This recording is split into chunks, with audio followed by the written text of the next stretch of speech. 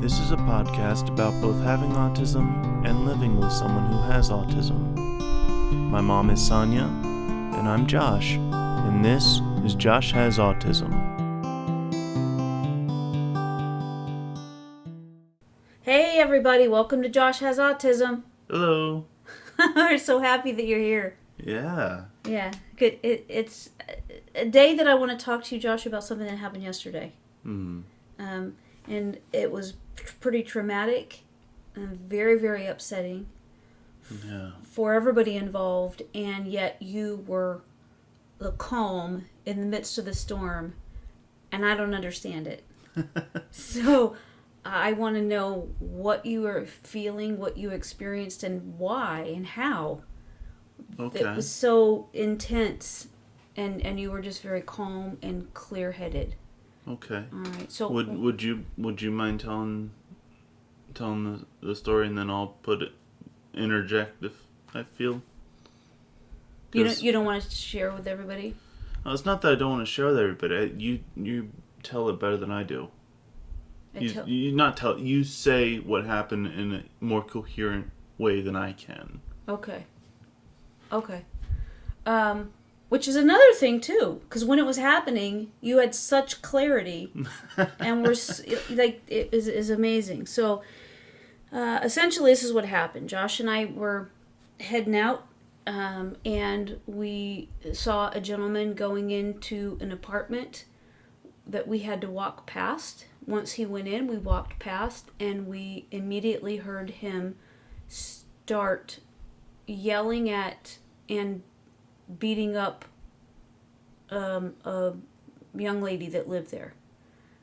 We could tell he threw her against the door. We could hear him hitting her. We could hear him swearing at her. We could hear her crying and screaming for him to stop it. And so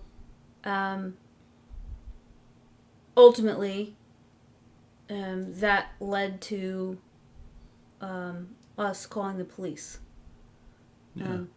And the police came, and she's going to be okay. But in the midst of that, I just jumped over a whole bunch of stuff. But in the midst of that,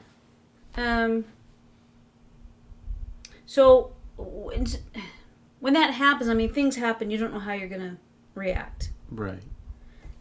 For me, I could hear somebody getting hit. Yeah, and you won't stand for that. I mean, you go all mama bear on people whenever you think something's going on. Well, the thing is that the sound of a person getting hit, is one that's shocking. Yeah.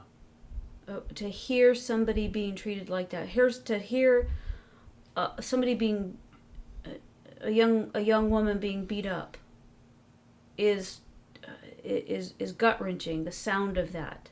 Yeah. So anyway, what happened right then was I started pounding on the door, telling him to leave her alone. Yeah. Telling him to stop it, and just thinking that maybe if he knew somebody was listening, somebody was there, that he would kind of just stop. Would snap out of his rage or whatever was happening with him. Right. Because he knew that people were aware of what he was doing. Right. And then it seemed like we were there forever. I just remember pounding on the doors over and over and over. Yeah. And then when that wouldn't stop, I yelled into the window that I'm calling the police, so that she knew that help was coming. Yeah. So here's the thing that you did. And right then, she's getting beat up. I'm pounding on the door. You hit record on your phone. Yeah. Yeah. I'm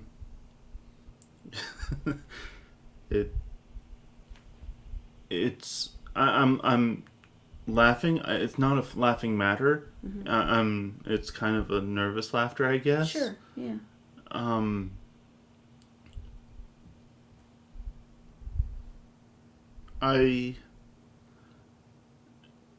it's just something that I knew I needed to do. Mm-hmm.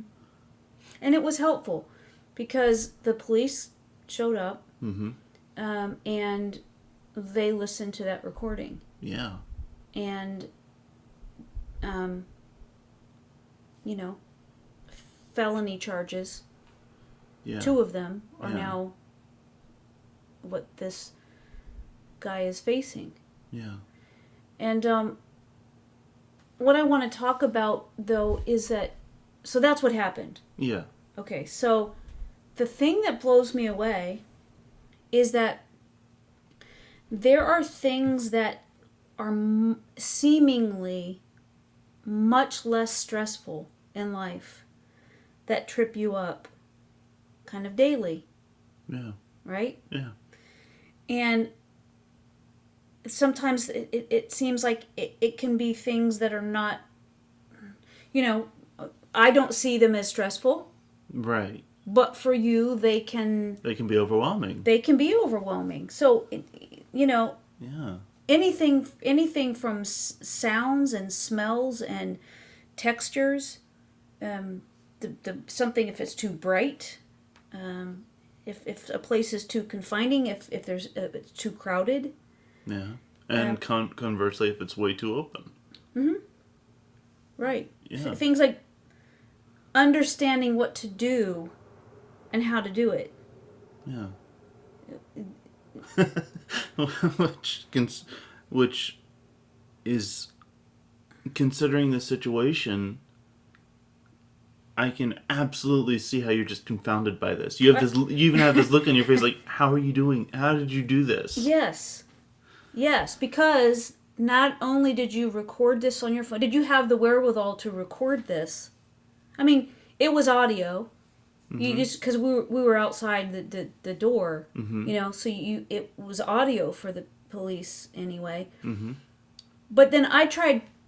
So I told her I was going to go call the police. I went to call the police. I did 911. It didn't connect. Yeah, it was weird. It was really weird. It just stayed there on the phone, right? It was almost, I forget what it said on it, but it wouldn't even call. Right. So you called the police. Mm-hmm. So then I stopped that, action of calling the police, and I called the apartment office. Yeah. And told them that they, help was needed. And so, anyway, you talked to the police. Yeah. I did. Right. And, okay, so here's what I want to know. What were you can you explain it? I don't even know what to ask you. I'm just baffled by that. Yeah, I think it's fantastic. I don't know what happened. If you can share that with me and others, because I'm sure that when they're hearing this, they're like, how did you do that? Yeah. Well, I get this feeling. It's kind of similar to hyperfocusing, but it's almost a more general mindset than just hyperfocusing. It's happened before in stressful situations. Mm-hmm. And whenever this happens, it's almost like I'm able to bypass the issues I have. So like anxiety, depression, and all of the different things of autism I have. Mm-hmm. And the best way I can describe it is that it's almost like I'm using more of my mind than usual. It's like there was a TV show where this guy took a pill and then he could use like 75% of his brain. Mm-hmm. I think that was a movie too. I didn't see the show, but I think there was a movie, something like that. Limitless, I think it was called. I don't know. But it was one of those that Dad was watching that I came in and out, Yeah, Because, if it's a romantic comedy, I'll sit and watch the whole thing. But those kind of shows, I'm in and out, yeah. But, I mean,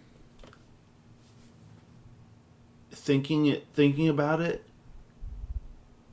this kind of situation, well, not this kind of situation, but just horrible, stressful situations, I get this clarity almost. And most of the time, I'm not even really thinking about what needs to happen or anything like that. I just do it. So, it seems to always be, it's always involving, when you have this clarity, it's involving other people that need help. Other people that are going through something. And here's it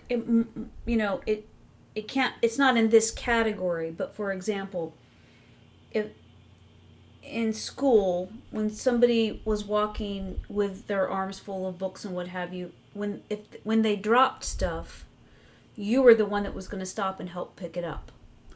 Yes, that's a minor. That's not a stressful situation. That was just a me being helpful thing. But it's that kind of context. Yes, just in a very stressful situation. Right. The other two that I can think of off the top of my head, one was the car accident, because there were other people that were hurt. And I wanted to make sure that they were okay and everything, and I tried to be as clear as to how I was feeling. I wanted to make sure they were okay and all that stuff. The other one was during my date's homecoming dance. And one of the gentlemen who was, I think he was actually the homecoming king, started a dance on the stage, and he slipped and he broke his ankle. Everyone else was rushing up to him. Oh my gosh, are you okay? Are you okay? I turn around and walk right up to the staff there at where we were having the homecoming dance, and I asked for ice. Yeah. Yeah. So yes. So you went a different route to give him help. Yes. That was actually tangible. Yes. Right. And that's stressful. Not the same. Again, not the same kind of stress, but yeah, it's stressful. Right. And you see somebody that needs help. Right. And that's along the lines of what happened here. Was that I knew that I needed to help in any way that I could, even without thinking about it. Well, is that the key there? Is that not thinking about it? Just the things that we've talked about, the things that where you get tripped up, the things where lead to you shutting down. Right. That's all about how you are processing your surroundings. Right. Your environment, the situations, and the way that you're taking that in and how it affects you. Right. Is the difference in these situations is that, because I have to tell you, it was like a switch was flipped and you had complete clarity. Yeah. Yeah. And one thing I would like to note is that afterwards, I passed out on my bed. And yeah, you were exhausted. Yeah. So that's a good analogy for it being like a switch. Like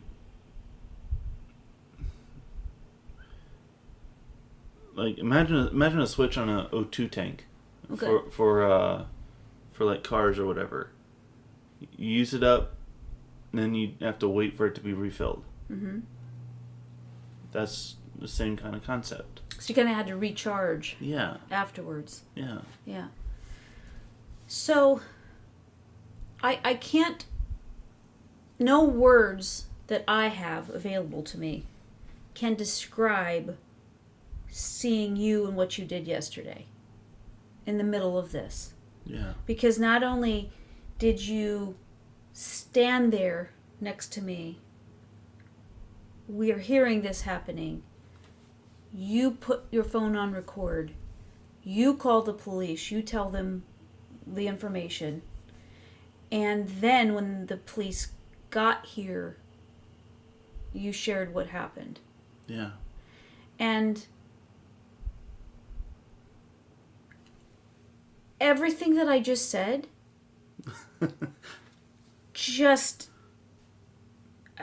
I mean, first of all, I'm so incredibly grateful for you and proud of you for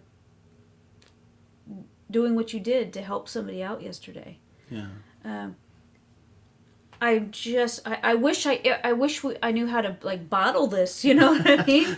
Like, so that you could help yourself deal with your daily experiences that are so uncomfortable for you. I think that part of it is that I'm not thinking. Mm-hmm. I'm doing. Mm. So I'm not given enough time to think about what I'm doing. So like the adrenaline kicks in and you leave kind of like your stressors are kind of like pushed aside. Yeah. Or pushed aside and or I push through them. Or like I leave them behind me because I push through them. Yeah. Yeah. Yeah. It just looked like you didn't have any.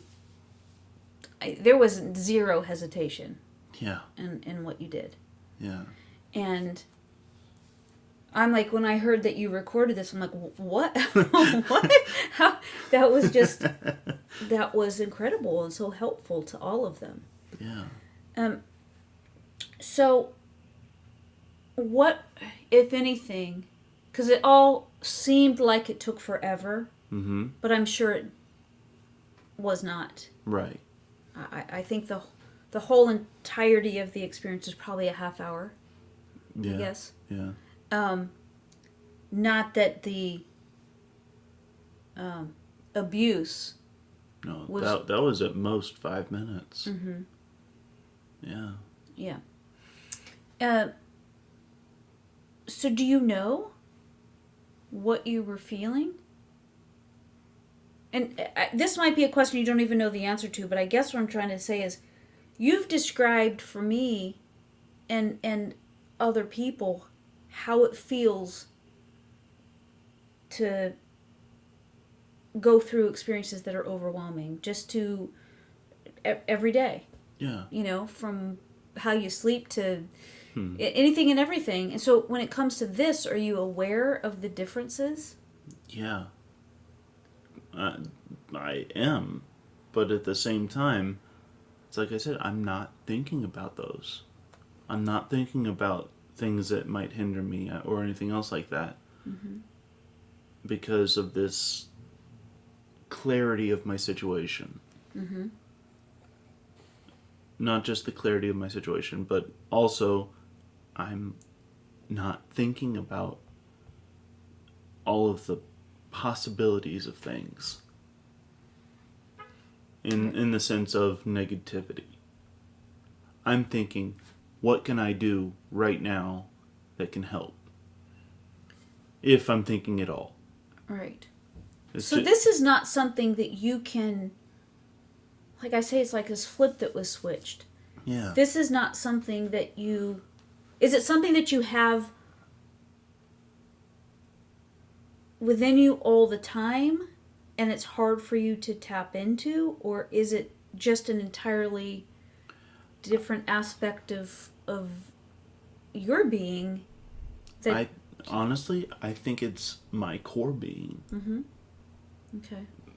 I think it's tapping into my core being. Mm-hmm. Because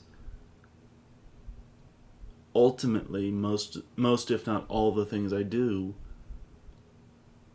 is to help people. Mm-hmm. And so, let me just remind anybody and say this for people that haven't listened to the podcast before. one of the things that you have a hard time with is the fear of something hurting. Yes. You don't want to experience physical pain. Nobody does. Most people don't. But it's for you. It's in the forefront always. Yes. You do not want to get hurt. So therefore, you avoid things that you perceive that could be painful. Right. Now, when we talk about could be painful, I'm not talking about, okay, it could be physical. So you don't want to slice tomatoes because that scares you of what could happen. Right? Right. So that's a tangible thing that you don't want to do. Right. And easy to understand. Mm-hmm. The other things are, a lot of them are things that other people don't see. They're happening internally, and you feel things in your body. There's an anxiety, stress can, and you said it doesn't feel good. It's painful. Yeah. And so that leads you to avoid a lot of situations to avoid that pain that you just feel in your body. No one else is going to see that. But you're feeling it, is what you've described to me before. Yeah. Okay. So that is what you deal with on a daily basis. But you're standing next to me, pounding on this door. There is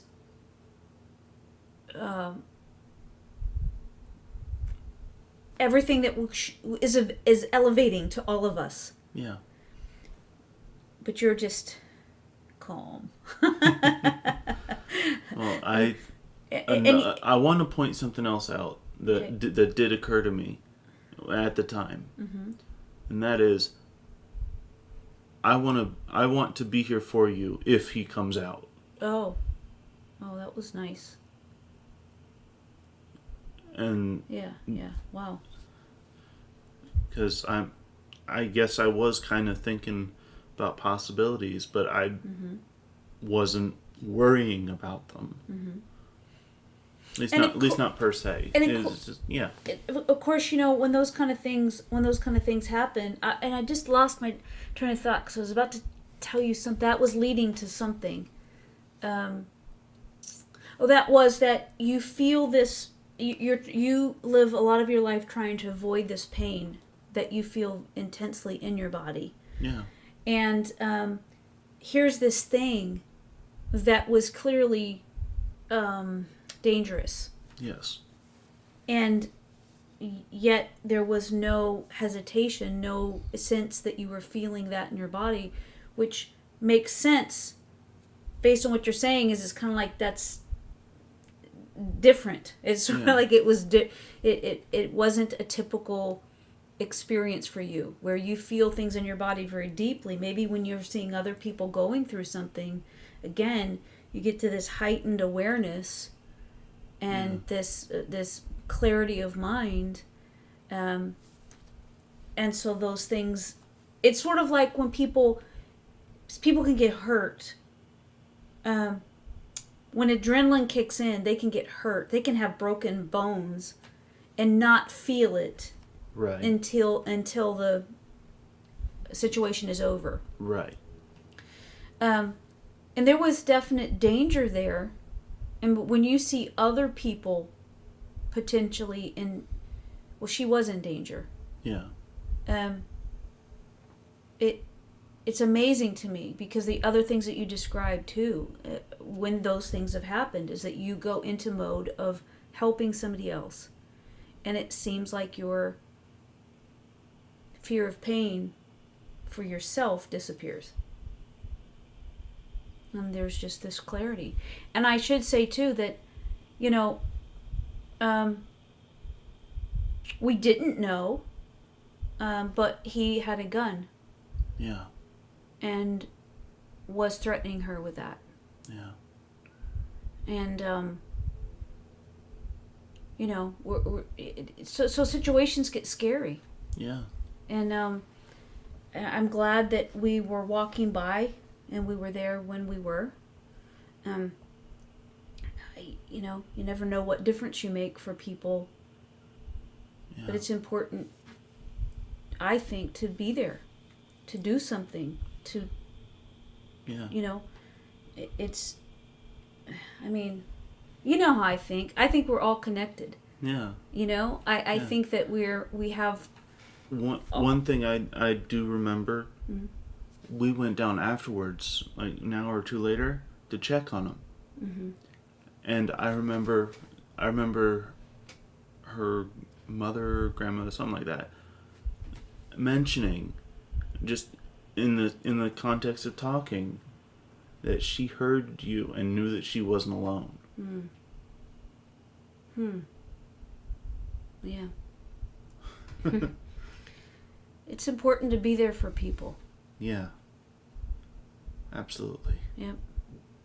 And so that was a scary situation, and I'm grateful that you were there with me, and I'm just blown away by you and what you did. Is there anything else about this that you want to share?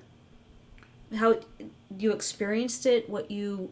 Can you learn from that and utilize that to see how to do that on your own behalf? Or is it so separate you don't see a pathway there? That's a good question, or a good multi-question.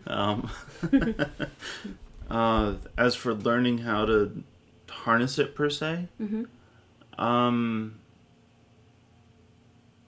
that's, now that I am actually aware of it and considering it, my response is a definite we'll see. Okay. Because it really seems like it was something that was a fantastical, almost fantastical situation that I certainly don't want to repeat or anything. Right. But if it depends on if I can make the connections mentally of how to bypass. So, right, like essentially, how do you find your core being? How do you get there? Yeah. And how do I bring it out? Yeah. Any ideas? I'll sleep on it. No, but really, it might just be a thing where I might just have to meditate or something like that to figure it out. You'll meditate? Uh-huh. No, you don't know? I bet, yes. I'll help you meditate. Yeah. That would be awesome. That's so healing in so many ways. So many ways. Yeah. I have an app. There's an app for that. There's an app for that. It's really, I really like it for people that are just starting out, because you don't have to know what to do. You don't have to. Right. It's an app called Headspace. Okay. And it's free to a certain point, and then if you want to go in more extensive meditations, then it's I think a monthly fee. It's not much, but you can start out for free. So you go to the App Store. It's Headspace. Put it on your phone. Shameless plug. And it's, well, shameless plug. It's not mine. I don't get money for it. But it does help people that would like to meditate. Okay. That don't know where to start or how to do it. Okay. This is 10 minutes. You can set it on your phone as a reminder to do it every day at the same time, even. But it's 10 minutes, and it's effective. Okay. Because all meditation is able to clear your mind, and de-escalate, essentially. Right. De-escalate and cleanse. But also it's a way to connect with whatever terms you want to use. You have to connect to God, to the source, to universe, goddess, whatever you believe, a way just to clear your mind and relax your body, and it's very healing. Okay. On all levels of your being. So yeah, I'm okay. I'm gonna go put that on your phone. Awesome. Anything else? Well, continuing my thought. Oh, did I interrupt? A little bit. Sorry. If I'm able to figure out how to make these connections in my mind, to be able to use what happened to me in even ordinary situations. Mm-hmm. If I'm able to figure that out, I'll definitely let everyone know. Okay, cool. That would be so amazing. Yeah. Yeah. It'd be a breakthrough. Mm-hmm. Yeah. Mm-hmm. It would. It would. Well, all right. So that was our adventures for yesterday. Wow. Okay, well, we'll let you know what happens, right? Yeah. Okay. So, everybody, thank you so much for hanging out with us today. Please give us 5 stars, because somehow that helps. We are all over the place. If you could look for Josh Has Autism every time I guess you click on it, that makes an improvement too. Mm-hmm. Have any suggestions or requests, please let us know. You can go to my website, sonyaking.com. It's SONYAKING. You can send me subjects you want us to talk about, if you want to be a guest on the podcast, if you have any questions, what have you, anything and everything. That's how to reach us. Or if we like hearing from you, just how we're able to help people. Mm-hmm. That's huge to us. Yeah. We like the connection. Yeah. Yep. So anyway, everybody, I hope you have a wonderful day, and the weekend's coming up. It's going to be a nice one. Yeah. So if you're down south, sending you love and prayers for your safety, for all the animals that are down there. We send our prayers and love to them, because there's a hurricane going to hit Texas. So, yeah. Yes. Texas, and then loop around. Mm-hmm. Yeah. So, yep. Okay. All beings in that path, we just send lots of love and prayers, and yep, the best of thoughts your way. Anyway, everybody, thank you so much. We'll talk to you again. Love you. Bye.